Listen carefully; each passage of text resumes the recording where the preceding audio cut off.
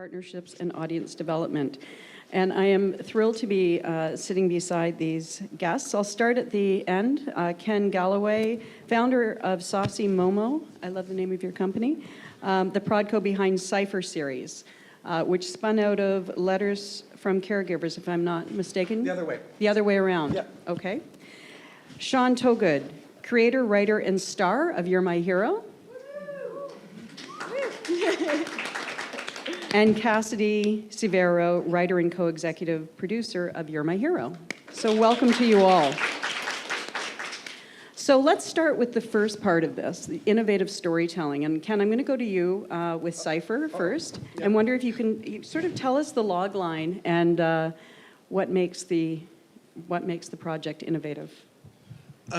To be honest, I don't remember the logline, but you know, what makes the project innovative, I think, is its format. So, what was kind of unique about our project compared to these guys, for example, whereas these guys were starting with more of a blank canvas, we were applying for the Stories for Caregiver program. So, the Telus Fund has a platform called Stories for Caregivers, and you know they've made a commitment to supporting caregivers. So, caregivers are the kind of invisible, underrepresented, undercelebrated part of our healthcare system, like, you know, mothers who work a job and then race home to care for their sick partner, or, you know, kids who care for their aging parents.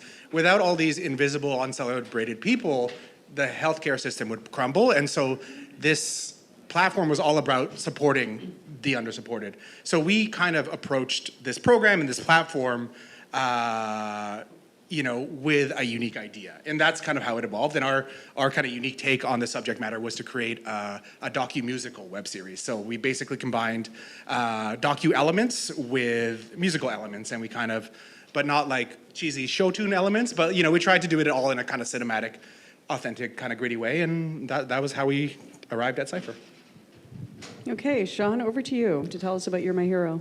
So, the logline of You're My Hero is basically an individual in his mid-20s trying to navigate life as a young adult in a world that's not necessarily designed for him. So you're dealing with all the things that you deal with coming into your own as an adult, while also dealing with structural barriers, like not being able to get into places, or like things being downstairs, or the ramps not really being available to get into places. But I think what makes it unique is a lot of shows dealing with people with disabilities aren't really authentic. They're often on two ends of the spectrum, either super inspirational or super tragic.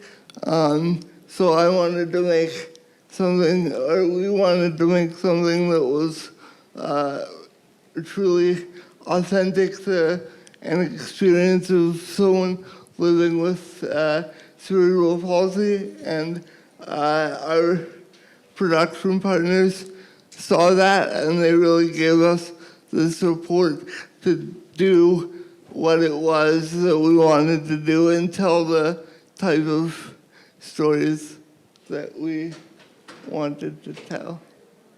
Cassie, maybe you can tell us a little bit about the partners on the project. Yeah, our series was commissioned by CBC GEM, and it was funded by the Ontario Creates IDM Linear Production Fund, the Telus Production and Audience Development Fund, and the Bell Short Form Digital Series Fund. So we had these kind of, all of these incredible partners that really made the project come to life, and I think really saw what was unique about the project. And it was really, really interesting working with all these different funders who brought a lot of knowledge to the table and experience, and also just the different deliverables that we had to give each funder really created like a full picture for the show in terms of marketing, in terms of us understanding the creative and digging into the show, applying for these funds. if any of you have applied for these funds before, you know you have to answer so many questions. It digs so deep into your thesis again and again and again. So it was actually really good for us to apply for these funds. We really knew the characters, and we really knew what the show was by the time that we had gotten all the funding. So the rigor of the funders actually helped you. It didn't just seem like a burden. Exactly, you know. Bless the funders. Good answer. Ken, how about your partners for Cypher? What would you like to know about the partners? Well, who were they? And what I'm getting at here, I really want to focus on the tips part of this because I know there's a lot of emerging creators here. So I'm going to circle back on tips. But maybe just tell us who the partners are and what role they played. Well, I mean, again, because we entered the Stories for Caregivers platform, a lot of that was kind of pre-baked. So as part of the program, they've actually got a marketing budget built in and stuff like that. So, I mean, as a web series creator, I think it's a fantastic jumping point to get into more stuff like these guys are doing. I mean, we did 5 rounds of content with the Telus Fund, ranging from full $20,000 episodes to kind of little, almost like fast food viral pieces as well. And it was, Telus Fund was just fantastic to work with. They, sometimes they would have a need. They would say, hey, there's a pandemic and we need to get something out quickly. Can you do kind of a streamlined version of what you guys do? And we said, we can try, and then it worked out okay. So then they said, hey, why don't we pivot from Cypher and try and blow up the kind of streamlined version you did? And we did that. And so it was really like a partnership with those guys. I think our next step with our next project is to kind of branch out and bring in more partners. But for us, it was a really great way to get into web series. Yeah, it's something to be aware of too. I believe that with Stories for Caregivers, they're expanding it. You may know this, Ken. They're expanding to French series, and is the call open now for submissions? I don't know if it's open or not. Watch for it. I believe it. If it's not open now, it will be coming this fall. So it's an opportunity for creators to submit ideas for health and well-being, or specifically caregiving series. Yeah, it's an interesting because it's a little bit like, I mean, I come from the world of advertising, so it's a little bit like creating content that hits a brief a bit more than starting with a blank canvas. Sean, how about the partners? Any observations or tips about working with partners? Did you have any surprises when you started pulling this group together to produce the show? I think for me, it was really interesting to see the types of feedback that we would get and just how willing they were to sort of, they really bought into what we were trying to do. And so they said, really, we'll be here to support if you need. And we had a great relationship with them. So it was really sort of like sorry. No, you're good. I'm trying to. It was a really great dialogue that we had with all of our partners and a really collaborative process. So, yeah. Anything to add to that, Cass? I'll just say that I think if you're applying to the funds, it's pretty normal to be going back and forth, someone from the production fund going back and forth with people at the funding bodies to discuss, hey, you're mentioning you need this for the application. What exactly does that mean? How in depth do you want to go? So I think, sometimes when you're asking someone for money, you want to have all the answers and you want to be like, oh, I know how to apply for this. But I think, removing that veil and just being like, hey, I don't know what you're really asking me for here. They are so kind and just so awesome about providing in that way. So I think going back and forth and getting a behind the scenes look is super possible with the funders. And we always got really quick responses and just a good working relationship that way. Okay, I'm going to move on to the audience development part of the conversation that's near and dear to my heart. I'll stay with you and ask, how did your audience development plan come together? And just in case, for those people that are from outside of Canada, there's been quite an emphasis on audience development plans and funding requirements the last few years. And Bell Fund, Telus Fund, and Shaw Rocket Fund did a really great thing. They aligned their guidelines around audience development because we did a tour across the country doing some training a few years ago, and producers were frustrated. They said, Bell wants something and CMF wants something else. They call it a market assessment. Someone else calls it a marketing plan. Somebody else calls it an audience development plan. They really are all asking for the same things, but they were making producers kind of crazy, having to fill out these different forms. So to their credit, they've aligned around this, what's called a comprehensive audience development plan. So I'm curious how yours came together. And again, if you can think about any tips, things that might help the room. Well, to be totally honest, Long Hope Media, who produced the show, Lucy Stewart, Kevin Wallace, PJ Wilson, the three of them had such a wealth of experience already in the industry that they brought a lot to the table in terms of already people that we knew we were going to work with on the marketing side. They had contacts already, marketing campaigns that they had just run on their other show abroad that premiered on Omni. So they were coming in already with a lot of experience to help inform the audience development plan. But I think for our project specifically, the audience, we were kind of hitting on the fact that people with disabilities wanted to see more representation, and we wanted to see that representation. But I think we were surprised when the audience was so much bigger than that, and the kind of feedback that we got. I could talk forever about our amazing marketing team and the kind of initiatives they run, and I think that might be another question. But yeah, that's. Well, why don't you dig into it? Like, what did you? And Sean, feel free to jump in on this too. What tactics really worked for you?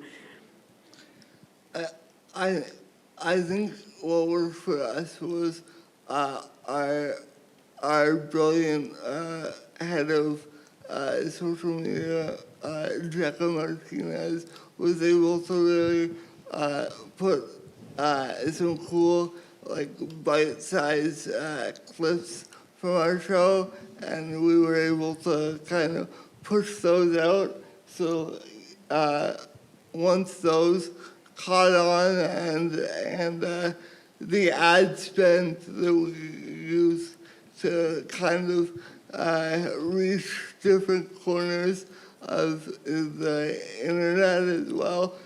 I found that was really helpful because I would get messages from people being like, "Oh, I just saw an ad for your show on this website I was on, and I didn't even know that was a place that we were targeting." So I think targeting things like that, along with having really cool bite-sized clips of our show, was a really good way to push it out there. So Ken, you had a bit of a different scenario again, because Stories for Caregiver comes with a lot of promotion, and there's a paid campaign behind it. How and did an those come existing together? community, right? Approaching it in our first year, when we applied to Cypher, our strategy was just to analyze what they were doing great, and that was hitting, mostly middle-aged women, right? Mostly white middle-aged women. That was they were doing great with that. And so we said, well, in advertising, you try and solve problems for your clients, right? That's what these ideas are supposed to be about. So that's kind of how we approached our process. We said, okay, well, they're nailing this, so let's stay far clear of this. And what are they not doing? And we felt they were not doing was kind of hitting younger audiences, hitting more culturally savvy audiences. I think that's kind of what we were trying to do was go more youthful, more energetic, and a little hipper. And I think we hit our mark with that one. Any tactics that surprised you that worked particularly well? I think we had a call before this panel, and I think one thing I was kind of talking about on that previous call was and this is a bit out there, but I think as any filmmaker, coming up, you're told these things, right? Find your voice. Don't aim for a broad audience, aim for a particular audience. And these things are they seem like cliches. They don't really mean anything until you experience it firsthand. And so, early in my career, I was blessed enough, just coincidentally, some of the guys I used to paint graffiti with in high school went on to become and found the Drake machine, right? And so for me, it was, find your own voice. Yeah, everybody tells you to find your own voice. But what the hell does that even mean, right? But then I saw this guy 40 find his own voice in his lane, and I was like, oh, you know what I mean? It's like human beings, I think, are just wired in this way is we hear something, we're like, yeah. But once we see something, we're like, oh, right? Like the funny example that I use is BMX backflips. For decades, people thought that a backflip on a BMX was the ultimate thing, right? But then one day, somebody did a double backflip. Within a year, there's like over 20 people in the world that can do a double backflip now. It's like we're good at copying, you know, or like once we see something, we're like, that's possible. But it's that, right? And I think in the audience development phase, it was the cliche about finding a particular audience, right? It was during the pandemic, and we were doing one of these like fast food pieces. What we do is we take real stories, and then we work with people like Biff Naked and Julie Black, and we turn them into songs that hopefully are good. This episode, we were like, okay, let's do something completely different. Let's do a POV that we don't, because we're kind of bleeding heart, kind of left-leaning people. So like we don't necessarily gravitate towards stories about like, security guards in hospitals who used to be police officers or whatever. Like, this is not really our crowd. But we did it, and we tried to do it the best way possible, and that was the most successful episode. The stuff, the right down the middle, like bleeding heart stuff that we tend to do and that always makes us cry and that generally is a hit with our audiences, did what it always does, right? But then when we went completely out there, I think it was such a unique voice that there was a lot of people during a lot of tough guys in the COVID era who, had it kind of related to this distancing thing, like this distancing is for all of our safety. It was a bit like, it was a voice that we don't necessarily relate to, and I'm not at all making fun of, but it was, once we were like, gave it a chance and did that, we hit a big audience. So I think that was one of the development lessons was like, aim for a very particular audience. Like, even if it's not who you are, if you're very deliberate about and authentic about that voice, then it'll maybe have better results than the thing that you think is just obviously good. It's interesting. That's one of the things that we see our clients, producers struggle with the most is defining who the target audience is. And I think what I'm hearing with both of you is that it's not necessarily who you thought it was, right? And that's what makes that early research so important.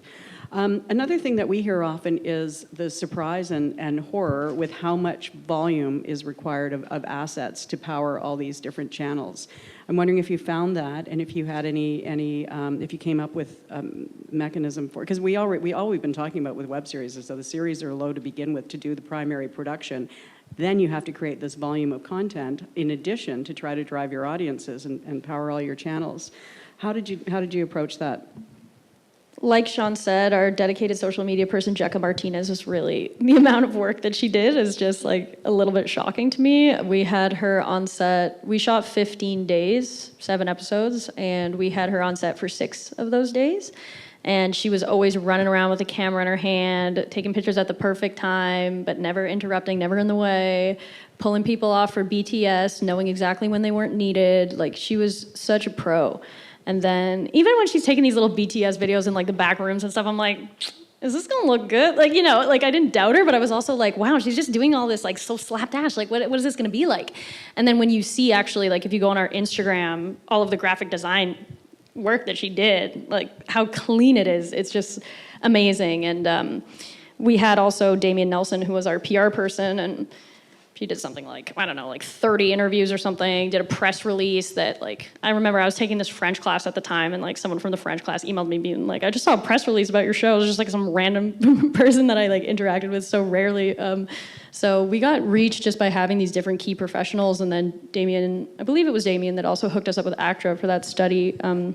ACTRA ran a study on us, on our accessible on-set practices, kind of digging into how we did that well, and that was like a key piece in the film community that kind of got us around. So it was just all of these other professionals. Like, I didn't really have to do any of that, which was pretty sweet. And I couldn't really do a lot of that. You can't really just post whatever you want on social media about the show either, right? Like, there are rules, like on our set, everything had to be cleared with the showrunner if you're going to post something on social media. And then CBC Gem has their own TikTok strategy, so it's like we want all of the content to be specifically on this one channel. So it's also too about listening to the partners and knowing when to step back. It's so hard when you're an executive producer, like in any role that you are, like it is hard to step back and be like, that's not my job when it's such a tight-knit crew like that. But like sometimes like that just wasn't my job, and the people who did that job really well. Interesting, great approach. Sean, anything you want to add to that? I mean, that's basically, I'm just thankful for having the team that we had to help us through that and to support us in that. I think all of the credit on getting stuff out onto the channels goes to our team. So yeah. Yeah, and a key tip to budget for those people if you're going to outsource, so that, because oftentimes we see producers kind of get left holding the bag for producing all of these other assets. So really important to budget ahead of time. Ken? I think it's the budget stuff, but it's also like there's only so many things you can focus on at once, right? Like there's the classic dilemma of like, should the director ever operate the camera? Sometimes we often do because for budgetary reasons, but throwing BTS into the mix is just impossible. You know what I mean? You can maybe get away with directing and operating, even though you're not seeing what's outside of the frame, but and then adding BTS, you're either nailing all your BTS moments or you're not directing properly, right? So, and I think that hindsight is always 20/20. You're like, oh, remember when we had Fred Penner sitting right in front of that background and we did nothing with it? That would be nice to have right now. You know what I mean? It's like, and so like, if you're gonna split, especially as a director and take on other roles, absolutely you need to engage BTS or else you're gonna just drop the ball on stuff that you don't even know balls are being dropped until it's time to promote and you're like, we suck. Yeah. And did you monitor results as you went along and adjust course at all? Yeah, I mean, within our stream of the Telus Fund, you're always naturally competitive with the other web series, and we're like, okay, they did 150 likes on their episode, we did 200, we're doing okay. Like it's you monitor this stuff, but I mean, they've got a great team behind it. But I mean, we've always found that organic augmentation, whatever we like when we were producing, especially our first couple rounds, like. We were joining every Facebook forum we possibly could and seeding the link and talking about the link and answering questions about the link, and that stuff went really far as well. I think it's one thing to especially in those Facebook groups. Facebook is fantastic for this kind of stuff, but chances are if you're finding them in that group, then they've probably received some web banners already, right? And then but that authentic talking to the filmmakers, that's what kind of rounds out that experience, right? It just goes from somebody being like, hey, check us out, to oh, I remember that, and then now we're actually talking about it, and that's way bigger impact and way deeper impact. Let's talk about measuring success. We had a really interesting conversation about monetization, which of course is something that everyone's interested in. So originally we were going to dive into that on this panel and talk about the money that's being made from these or not being made from these shows. And we got into a really interesting discussion about how we frame success and the fact that with both of these projects, it wasn't about the money. So Ken, why don't you jump in and tell us a little bit about how you defined success for Cypher? So just a little extra background here. So I used to be head of video production for a big bad ad agency called Ogilvy and Mather, which used to be a block away, and our clients were Tim Hortons, Dove, Coca-Cola, IBM, right? The big obvious ones. And so even though I kind of defected to the NGO world and kind of run my production company now as a social enterprise, basically we have 50%. We still do, Bayer is one of our clients. We still do some work with IBM and stuff like that, but 50% of our work is pure commercial, but the other half is social good. So we are committed to a 50-50 split, and that's what we're all about. It's not a 50-50 monetary split, because that would be impossible, but it's a 50-50 time split. And so, but it's not unique.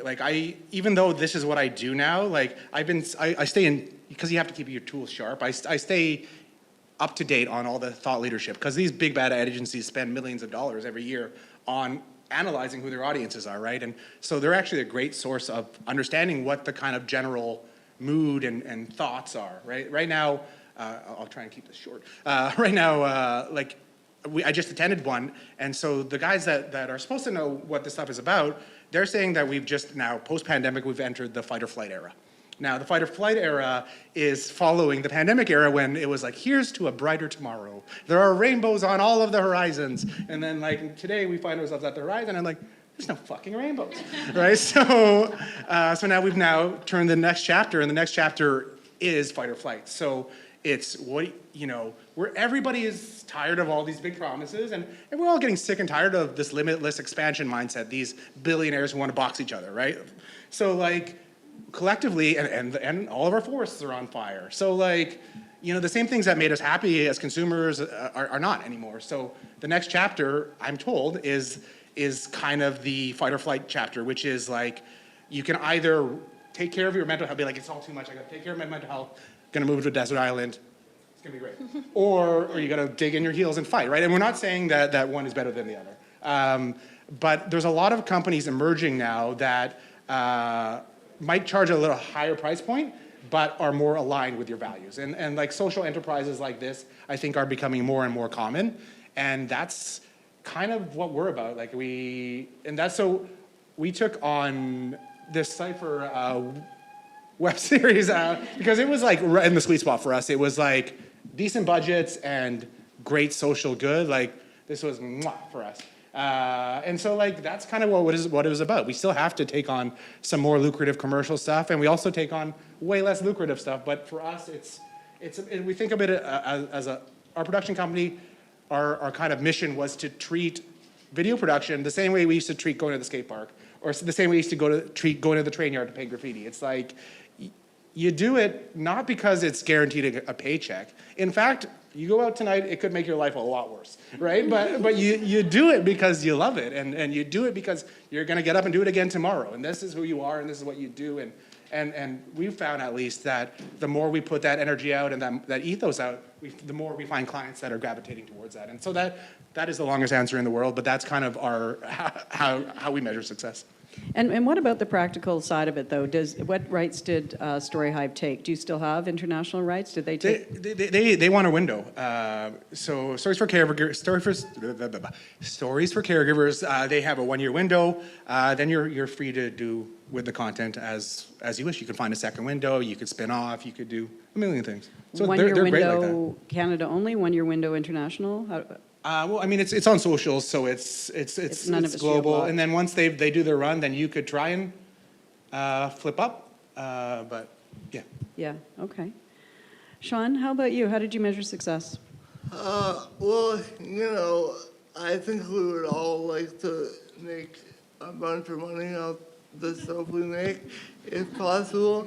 But the way I measure success is when we put the show out, I got messages from people with disabilities saying, I wish that I had a show like this when I was younger so that I could feel seen. And for me, like, that's all I ever wanted to do with this show, is just give people opportunities to feel like their stories were being told authentically.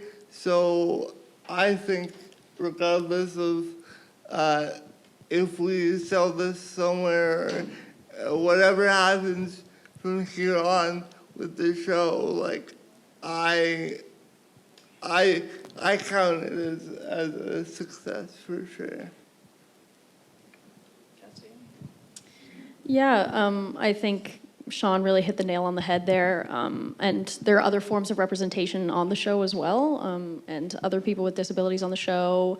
We have pansexual and proud character in the show, which was important to me. And I act in a couple episodes of the show, and I'm transgender, and I'm going to be going on testosterone soon. And so we're looking at season 2, making my character transition. So it's like that cool thing of working with the team and finding different avenues of representation as well is like so exciting to me when you have people that are on board for something like that. And then, just the fact that we were able to fund the show, the fact that we were able to get these funders in place to shoot the entire first season, release it on such a great platform like CBC Gem, alongside amazing shows like Working Moms and Schitt's Creek, and like just amazing other shows like that, and just employ like 40 people to work on this show in the film industry. Like all of that too is not for nothing. I think the creative satisfaction is one thing as well, but it's the other thing of like just supporting CanCon. It's just like a huge part of it as well. And you have rights beyond Canada still available to you? Yeah, it's like we still have to work with the funders. There's certain parameters. It's not like we can go do whatever we want without having discussions with everybody who was involved in the financial decisions. But we've been in talks with a sales agent throughout the year for selling the project in the States. But the writer's strike has unfortunately made that really difficult right now. So we're kind of just in a holding pattern, waiting for that. What did you learn about the process for finding a sales agent? Was it for a web series? I don't know if Henri's still here, but he got a shout out this morning in Canada. How easy or difficult was it to find someone? It's all about relationships.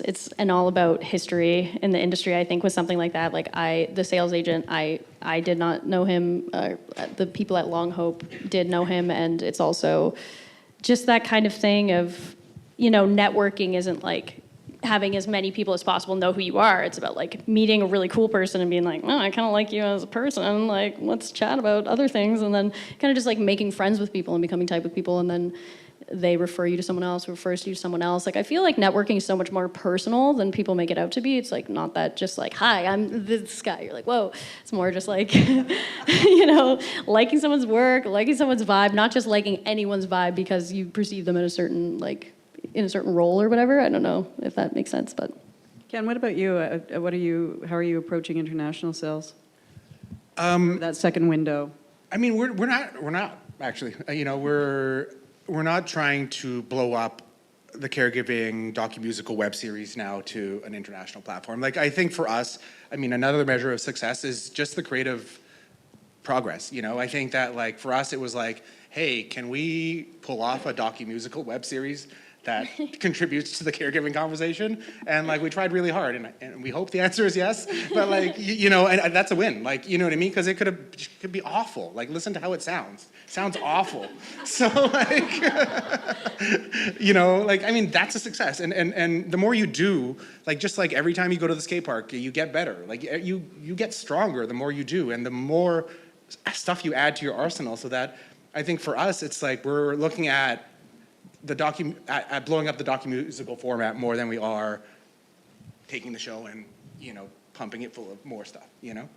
So that I think we were quite happy with a self-contained project of its size, and then take those learnings and take that momentum and keep it popping. Okay, before we go to questions, we only have a few minutes left here. I want to do a rapid round. What's the one thing you wish you knew when you started down this path? I'm going to stay with you, Ken. Oh, me? Jesus. I think, and I've been thinking about this a lot recently, is I'm very happy with where I ended up, but I feel there were several kind of shortcuts that I tried to take. I think for almost 7 years, I competed head to head with the guys that were the best at music videos in the city, because I was just so competitive, and I just, you know what I mean? And it wasn't my thing, but I just didn't want to lose. So you know what I mean?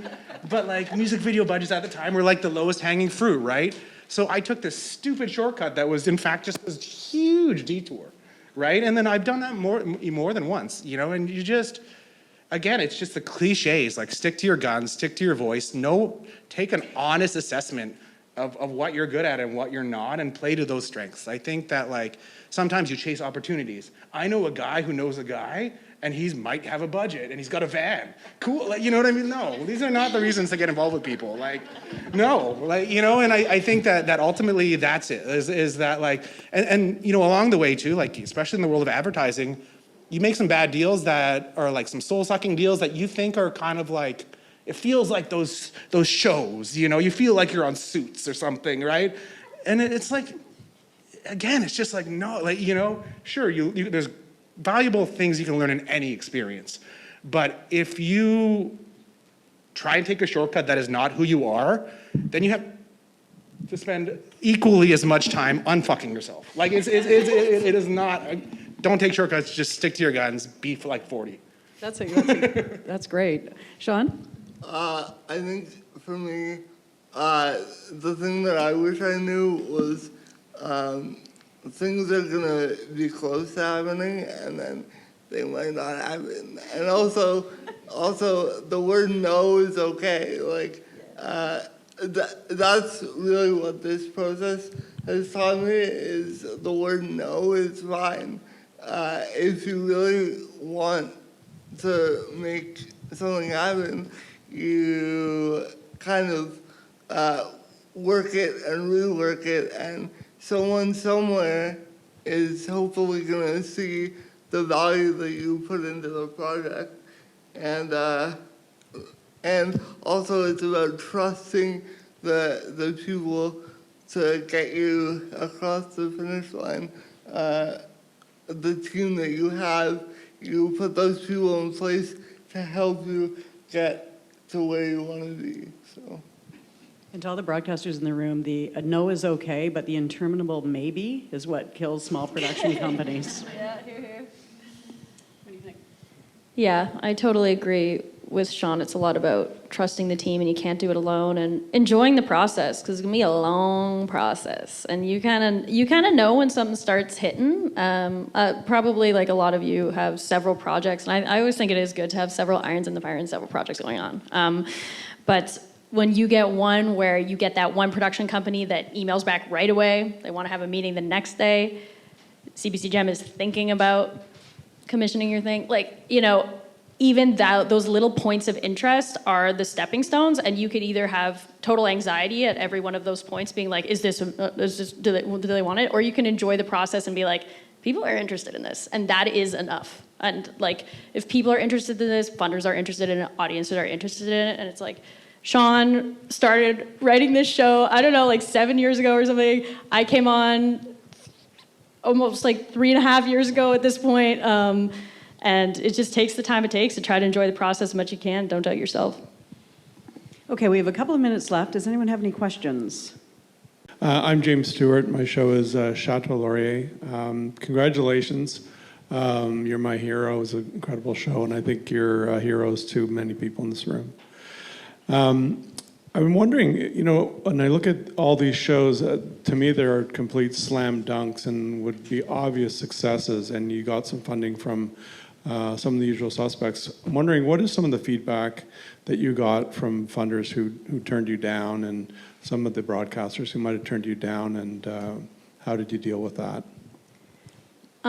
Well, we had like an interesting situation at the beginning where Sean had a connection at CBC Radio and was good. We were pitching the show to CBC and we didn't have a production company, and they were like, you need to have you need to be working with a production company to do this show. So we had another production company who was like half in, and they were very much like, if CBC's in, we're in. And CBC was like, if they're in, maybe we're in. And it was like this kind of standoff. So it was like a real win when we got the production company that we ended up with Long Hope Media. It was like a really good sell. So that, I guess it wasn't really like a feedback, but it was more of just like that hesitation. It just wasn't our perfect fit. And then in terms of like, we got the funds that we applied for, which was pretty cool. But they did have certain feedbacks about certain aspects of the show. Our show, clearly it sounds like you've seen the show. It's pretty edgy sometimes. And I think with all of the funders and also CBC, there were moments where like, can you say this? And then we just looked at Sean and we're like, can we say this? And he was like, I feel I can say this. And we're like, well, he thinks he can say it, so I think we're good. So it was more that constant negotiation of being like maybe we had to push a little bit here and there to be like, we want like a bit of comedic, edgy representation. But yeah, that's, I guess, my answer to that question, Sean. Yeah, my one example for that would be episode 2. There is a scene where somebody calls my character the R word, and we wanted to put that in there because that's still something that happens to me shockingly often. But I guess the funders and our partners were like, yeah, are we okay with putting that in there? And then I just had to say, listen, this is true to my life and true to the experience of what I live with every day. So, and they were, once we got there, they were great and totally understanding of why I wanted it in there, but stuff like that was some of the feedback that we got was about how far do you want to take this? So. James, I just have to say I'm a huge fan of Chateau Laurier, so congratulations if anyone hasn't seen that. That's another must-see web series. Together. Hi, I'm Robin Deverett.